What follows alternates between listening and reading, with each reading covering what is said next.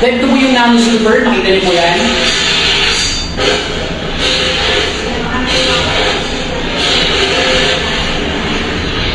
Ayan siya. Ito yung hindi finished product, yung tourmaline stone. Yung tourmaline stone, para po siyang uling. Okay? Ayan. So, anong benefit na makukuha mo dyan sa tourmaline stone? Health benefit ng negative ion. Ayan. Kapag nakakainin ka ng negative ion na mataas, ito po magiging benefit mo. Remove fatigue, improve breathing, promote good sleep, ease pain, prevent cancer, purify the blood, improve circulation. Yan po yung magiging benefit mo yan. Ano pa? Normalize the blood pressure, prevent respiratory disease. Kasi alam niyo po ba sa pag-aaral nila, ang negative ion, naglilinis po niya ng atmosphere. Okay? So, naglilinis po siya ng hangin. Okay? Provide natural antidepressant protect against bacterial virus, improve metabolism. Kung nahihirapan kang mapuno yung pagkain mo sa loob ng stomach mo, ng tiyan mo, ipatong niyo po yung belt o kaya yung face mask. Naku, grabe, ang bilis niyan. Basta yun is to clear the blood vessel, neutralize the radiation. Kung meron kang wifi sa bahay, ito apektado na, no? Even the brain. No, kaya kailangan patayin. Ano ba? Ipapakita ko sa inyo dito, para ma-appreciate mo, para ma-appreciate ang mga audience kung paano gumagana yung negative ion. Tingnan niyo po ito. Tingnan po ito. Itong bakal na to nasa kanan. Hindi in-expose itong bakal na to sa negative ion. Kaya mapapansin nyo, itong bakal na to punong-puno ng rusting kalawang. Pero yung isang bakal na ito, ipapakita niya, itong bakal na to, itong aparatong to, nag-release na mataas na negative ion, in-expose niya kaya walang kalawang. O, palakpakan natin. So, itong negative ion, no? Yung negative ion, kaya niya mag-neutralize para hindi mag-rusting o hindi magkaroon ng oxidation process ang isang bagay at hindi masira. Nakita niyo po yung negative ions na yan? Meron na yung sa YouTube channel. Ayan. Fat infrared. Okay? So, benefit. Alam niyo po ba ang fat infrared, ma'am? Even sa mga alternative doctors, sa naturopathic doctor, no? Yung pinag-aralan ko po dyan sa Pasay, sa Richter School of Alternative Therapeutic School, dyan po sa may Pasay. Alam niyo po ba doon sa isang building na yun, meron po kami kasi nag-OJT po ako eh. Nag-interns po kami doon. No, sa isang kwarto, andun po yung parking palad nila, hihigaan mo lang doon. Marami pong artista pupunta doon. Kompleto po sila sa modalities, no? May hihigaan ka doon na malaking parking pare. Okay? Kasi alam niyo po ba ang parking pare? Ang unang gumamit nito, nakadiscover nito yung mga Chinese, no? Noong 1976, dinala po itong discovering ito sa Japan. Alam niyo po ba sa Japan? Sa lahat po ng hospital sa Japan, meron po yung parking pare. Okay? I-search po yan. No? So kaya ginagamit po itong infrared na to, wide na po ito. Oh, even yung mga Japanese. Okay? Increase the mental alertness kasi provide pain management, relieve stress, provide detoxification, boost the immune system. Simple lang naman. Parang gano'n lang ang yan. Kapag nagpapainit ka sa araw, di ba? Pinagpapawisan ka, di ba? Ibig sabihin nun, yung init na parang infrared galing sa araw, tumatagos hanggang doon sa pinakalaman mo, hanggang sa bloodstream mo. Kasi kapag uminit yan, ma'am, papasagin yung mga water molecules sa katawan mo eh. Even yung mga, even yung mga taba-taba mo sa katawan, babasagin yan. So kapag nabasag matutunaw, gagawin solid na parang tubig yan. Okay? Yung mga taba mo, dadaan yan sa bloodstream sasama, iikot yan sa kidney mo, sa liver mo. So, magkakaroon ng metabolism doon. Kapag nagkaroon ng metabolism, mag-release po yun. Mag-release yun ng vitamin D3. Kaya magpapainit ka. Protection mo yan sa anti-breast cancer. Okay, kami naman mga... Germanium stone. Itong germanium stone na to, ang maganda dito, parang halos medyo magka-edge sila ng tourmaline stone. Pero mas bilib ako dito sa germanium stone. Nung research ko yung germanium stone na yan, namangha ako sa mga nabasa kong article dyan. No? Okay? Improve vision, relieve head pain, provide better sleep, relieve neck pain, relieve arthritis, fight free radicals, ano ba? Emit part infrared, boost the immune system, normalize the blood pressure, protects against cancer. Kasi, kaya na-discover itong part infrared na to, ay itong germanium stone na to, dahil po saan? Dahil po dito. Kasi may isang Japanese doctor na doctor of philosophy, meron siyang isang article na nabasa from the Russia. Yung palang germanium stone na to, nakakapatay pala ito, nakakagamot pala ito ng cancer. Pinag-aralan niya ngayon, no?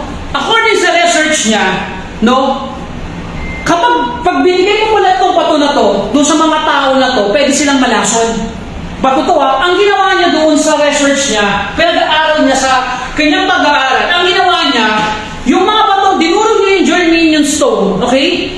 Ginawa niyang fertilizer, nilagay niya saan? Sa mga halaman. Nilagay niya doon sa goji, nilagay niya doon sa bawang, nilagay niya. Siyempre, nagkakaroon ng pagsipsip, lumalaki yung mga halaman na yon, kinuha niya yung stem at saka yung laman. Okay? Pinulbos na ngayon. So, ang nangyari, natanggal yung mga impurities, natanggal yung mga lason doon sa mga bato na yon. So, ang ginawa niya, kumuha siya ng mga daga. Kumuha siya ng mga daga. Kasi ganun naman talaga nangyayari. Itong may dagang may cancer, dalawa, ininjikan niya ng germanium organic stone. Itong isa hindi. Ano yung nangyari sa daga na hindi niya ininjikan? Namatay agad. Pero yung ininjikan niya ito ng maraming germanium organic stone, yung dagang may cancer, ano nangyari sa tumagal yung buhay. Kaya na-research po yun ng isang magaling na doktor na sa Japan. Meron siyang isang book doon. Okay? Alam ko po yun nasa PowerPoint ko yun. Okay? Ayan.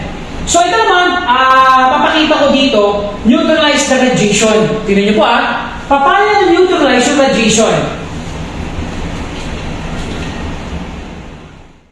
Itong aparatong to, ang tawag dito, radiation tester. Kung meron kang computer sa bahay, pwede nating ma-meter or masukat yung taas ng radiation. Kailangan nakasaksak po yan sa kuryente. Tingnan niyo po, yung radiation ng isang computer. Tumataas ng almost 300 plus. Kapag dinikit lang yung salamin namin, tingnan niyo po anong nangyayari dyan. Ang nangyayari, bumababa yung meter ng count ng radiation. Palakpakan naman natin ito. Okay? Lahat ng tao may cellphone, even bata may cellphone, tama hindi? Tama. Yes, lahat. Even my baby, may cellphone po yun, dalawa pa cellphone nun. Okay? So 150 plus ang radiation ng release po ng cellphone. Kapag nilabas, binigay po yung aming salamin, ano nangyari sa radiation? Bumaba pa hindi? Palakpakan natin. Protected sila.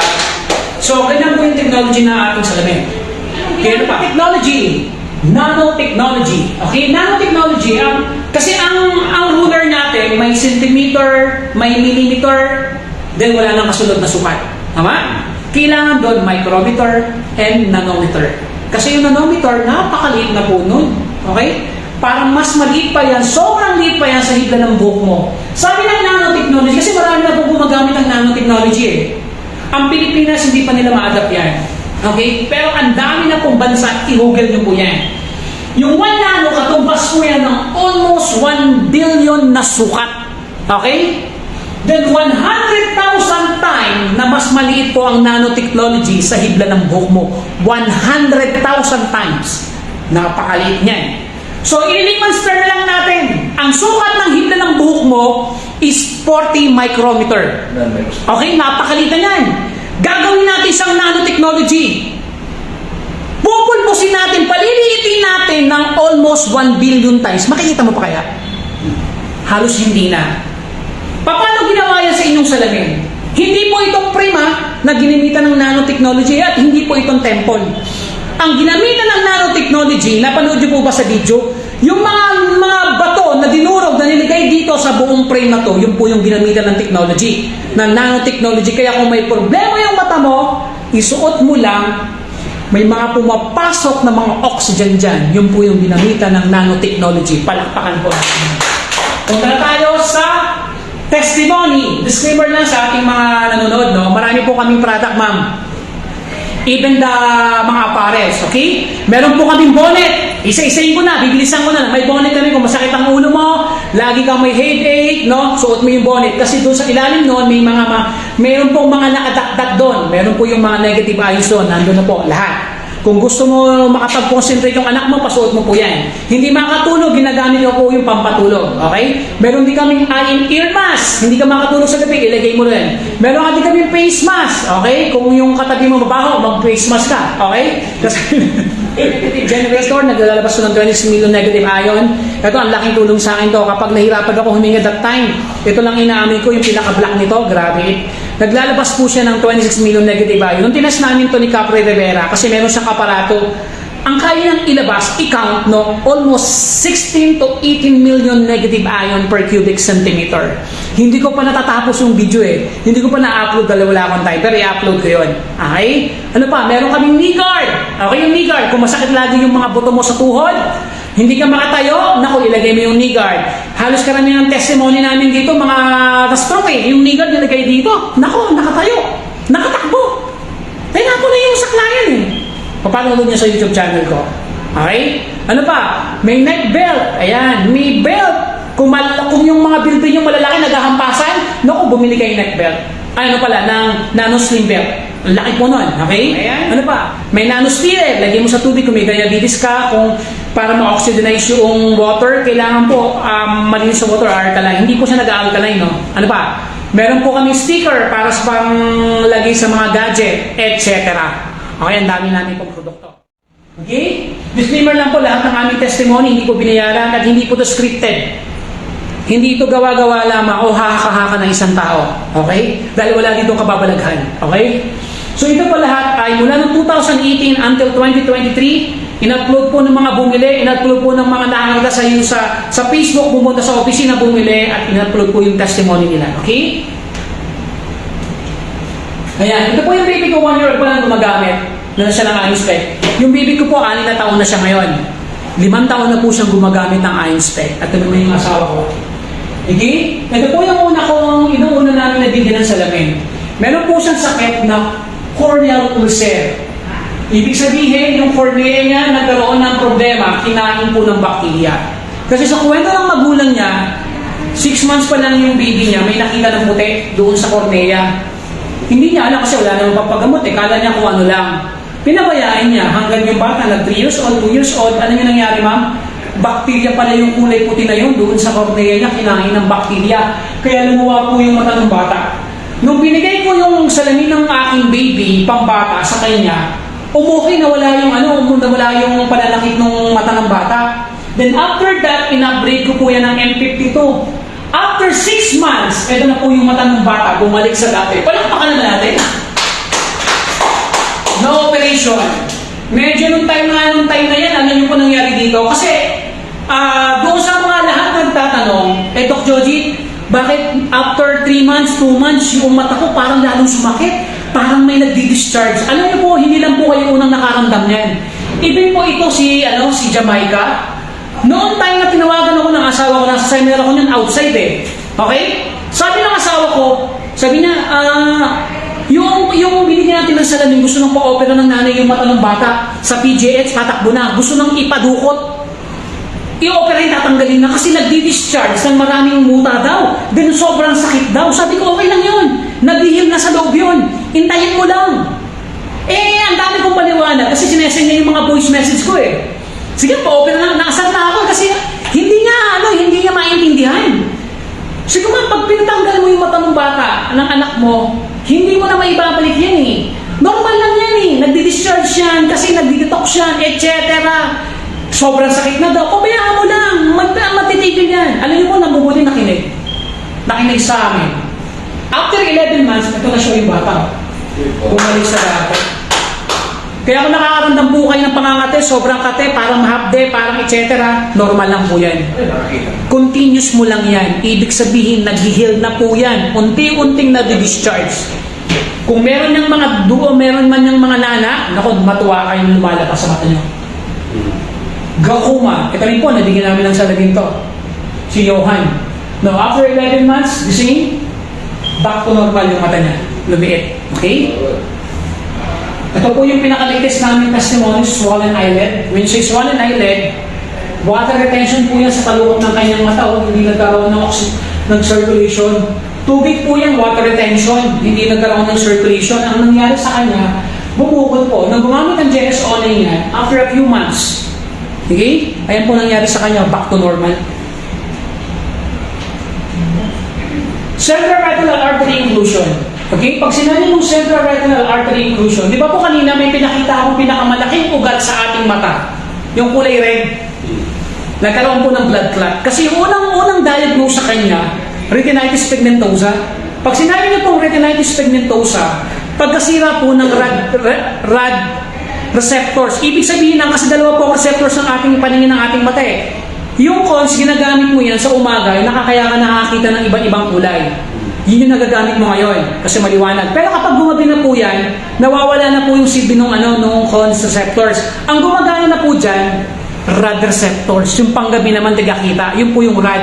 Yung retinitis pigmentosa, sira yung tagakita mo sa gabi. Kaya pag gabi, kasi may mga tao, kasi meron po akong kakilala, meron siyang retinitis pigmentosa. Kapag gabi na, hindi na po siya nakakakita. Bulag na siya.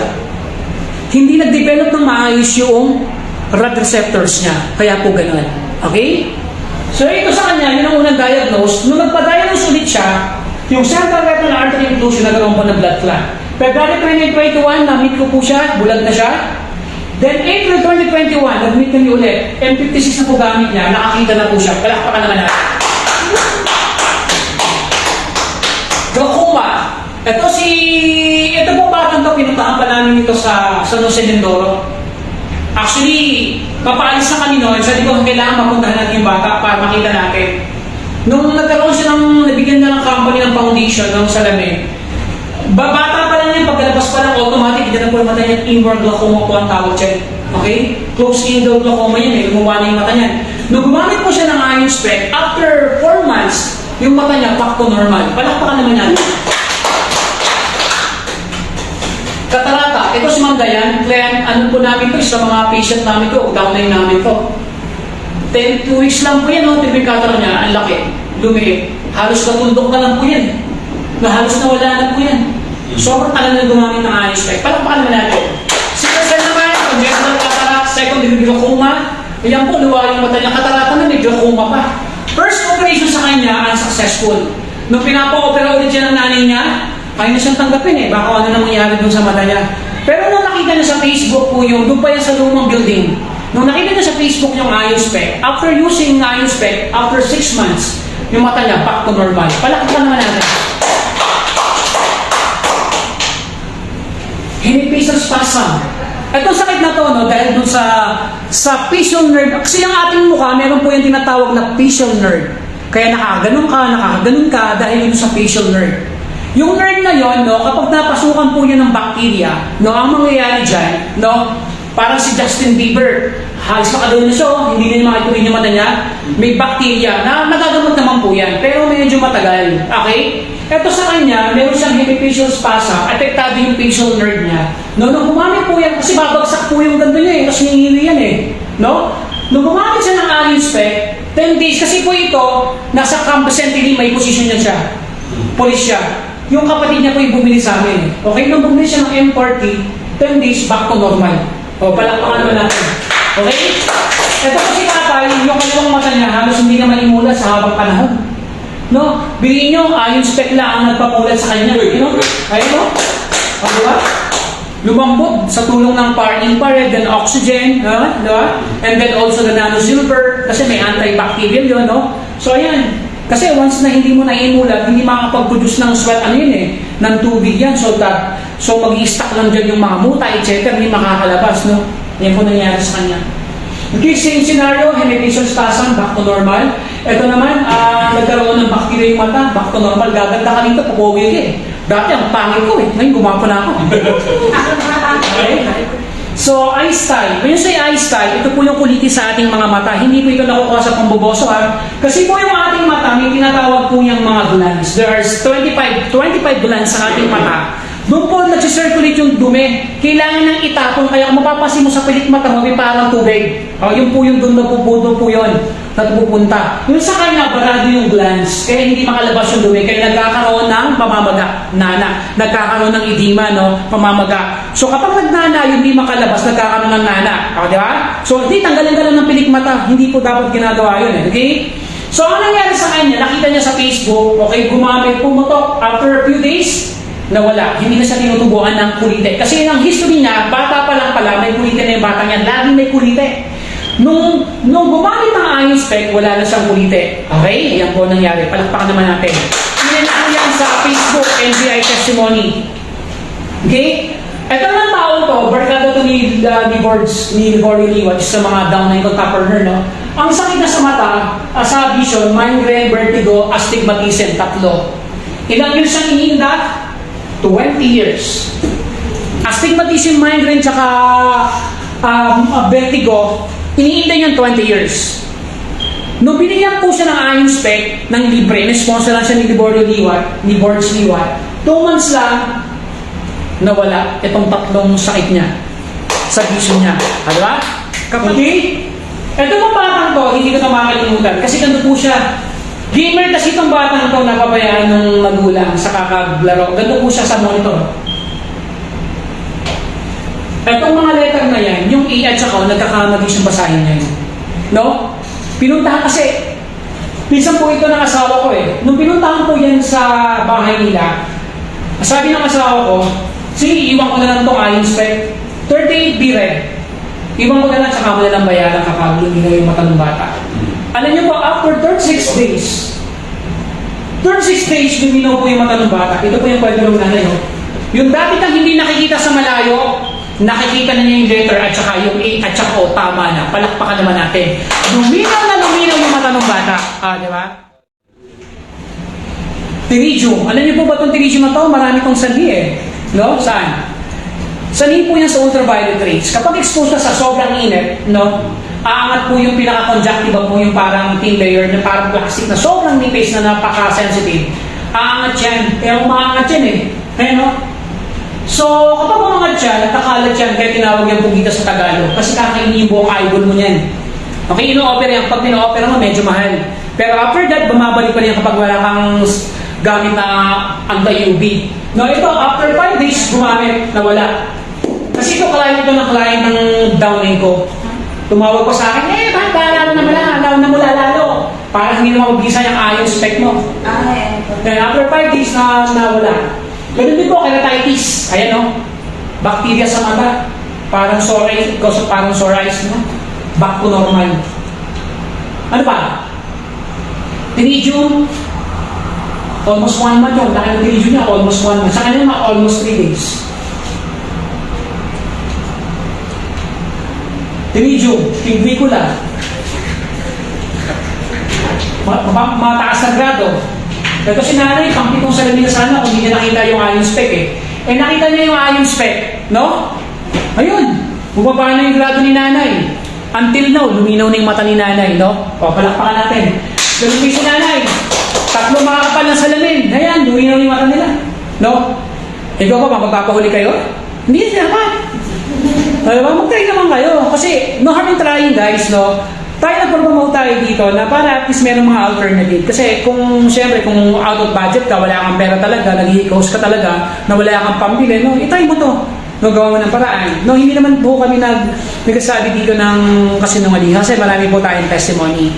Magpo-consult ka para meron kang para meron kang before and after. Kasi marami po dito, doon lalo sa NGI testimony, meron silang before and after po doon. Nagpa-consult sila, ito grado nila. Then after 3 months, eto na. Okay? Kasi po yung biyanan ko, 20 years po yung astigmatism. Nagpa-consult po yun sa kilalang bilihan ng salamin. Doon po sa A at saka O. Nagpa-consult po siya 20 years. Nung binigyan ko po ng M58 na iron spec, 3 months lang po ata yun eh. Nasa NGI testimony, nandun po siya. Yung nakatawag doon, naka-check card. Biyanan ko po yun. Nawala yun. Nagtaka nga eh. Ma'am, ba't nawala agad yung nyo? Yung nagpa-consult ulit eh. Bakit nawala po yung astigmatism nyo? Ano bang ginamit to? Itong salamin. Okay. Wala. Ano yun? Ay, lazy eyes. Mga dulay na bata. Tingnan mo, pinakamaglis sa testimony. 2 hours, 2 hours. Lazy eyes. Lazy eyes. Lazy eyes. Lazy eyes. Mga Pilipino, 3 weeks, 2 weeks. No, yan, pinakamatagal, 1 month. Ito, 3 weeks itong batang to. Ito, even sa matanda. Ayan, bata. Di ba? Yan,